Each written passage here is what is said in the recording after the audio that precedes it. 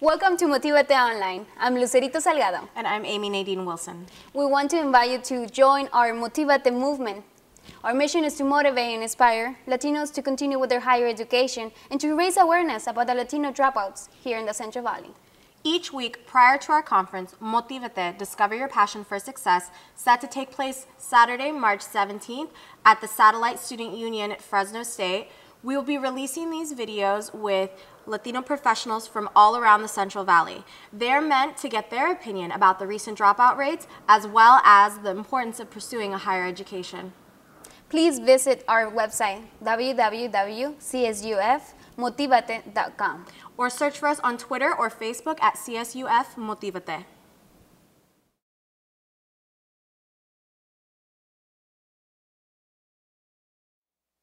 Hello, my name is Amy Nadine Wilson, and this is Motívate Online.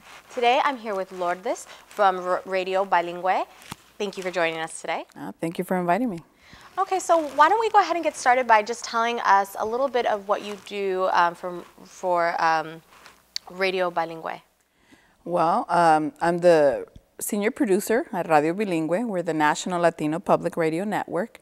We are in California with almost 8 network stations.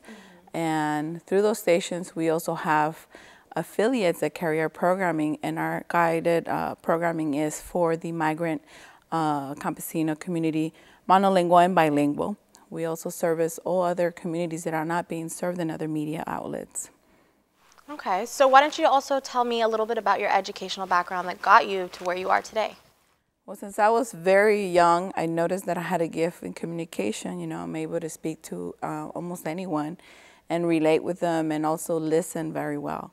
So since I was very young, I always dreamed about being a reporter. You know, I used to especially like when the coverages in the Olympics would happen, because I would see all this, you know, reporters having to just create things out of, you know, instance. So Barbara Walters was definitely someone that inspired me. And at that time, that was about who I could see, you know, in media.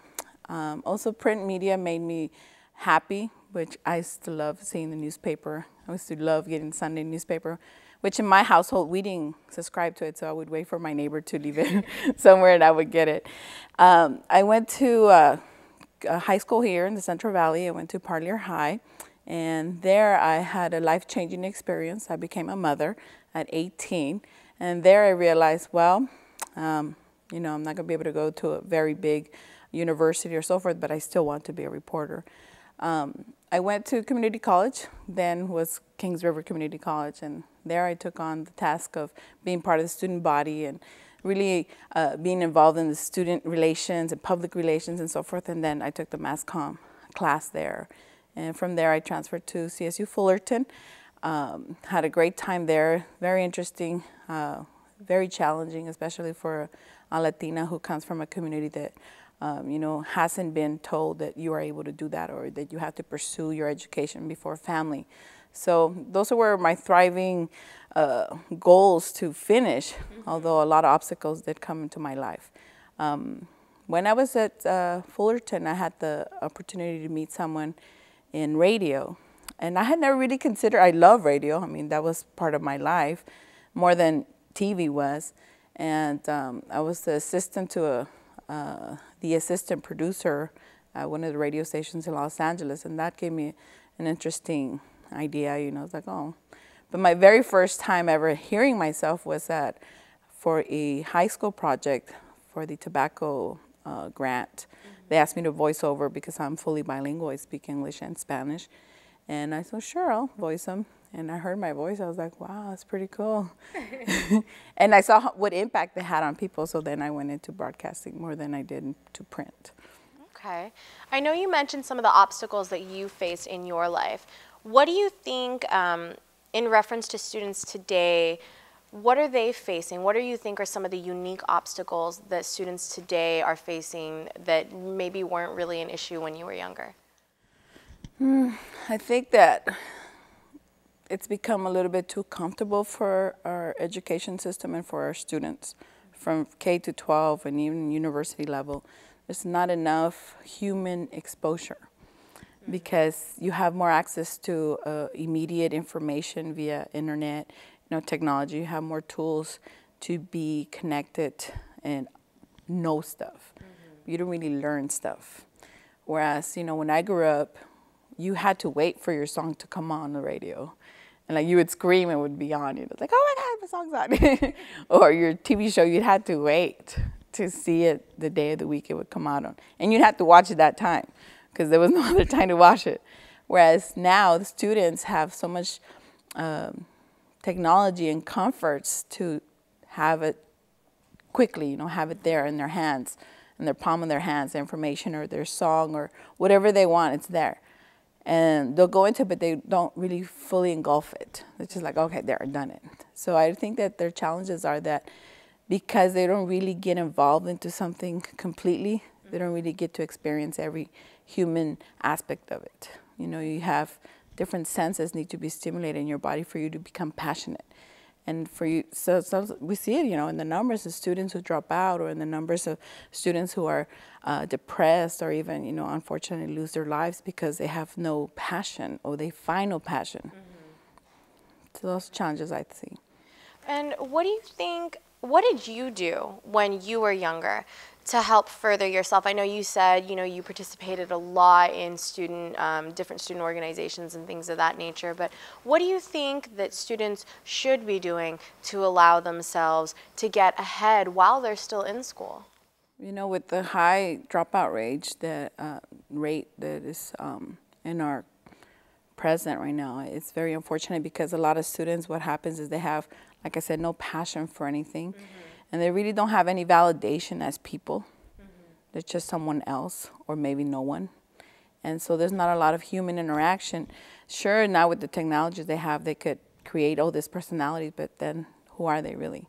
So I think the things that motivated me is that I do come from a single parent household, and I was the eldest.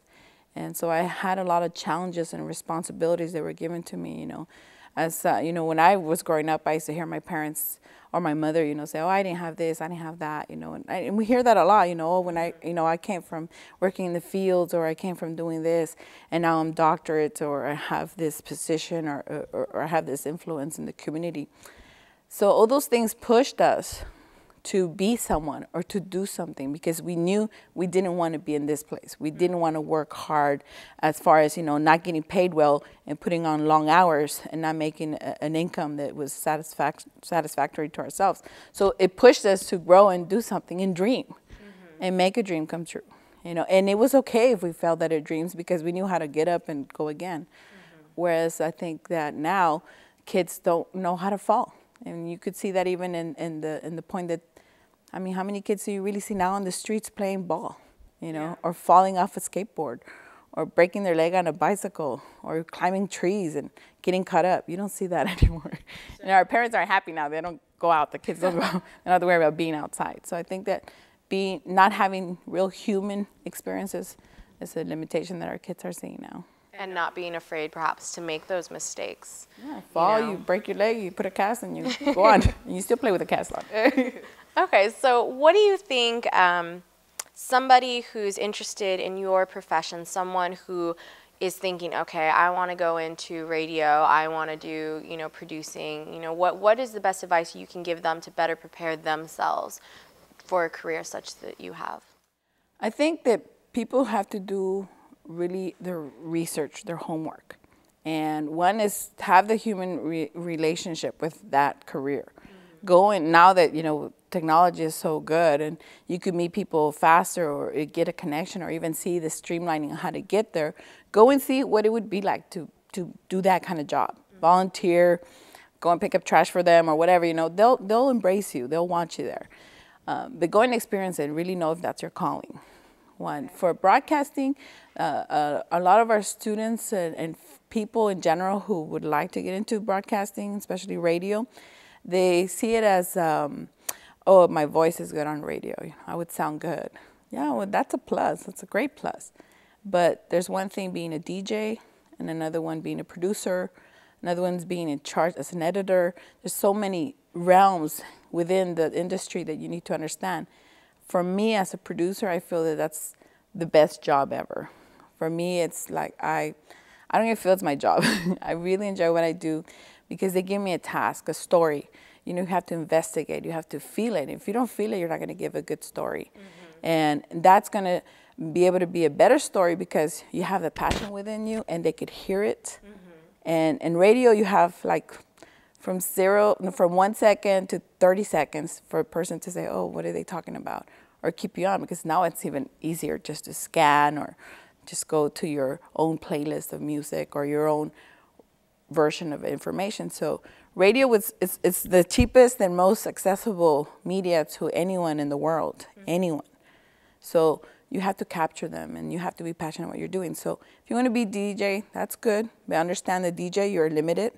You're just, unfortunately, I call them button pushers, you know. They just got to follow whatever a machine has already pre-selected for them. But if you're a producer, you're going to create a whole universe within the programming. Thank you, Lourdes, for being with us today. My name is Amy Nadine Wilson, and this is Motívate Online. Have a nice day.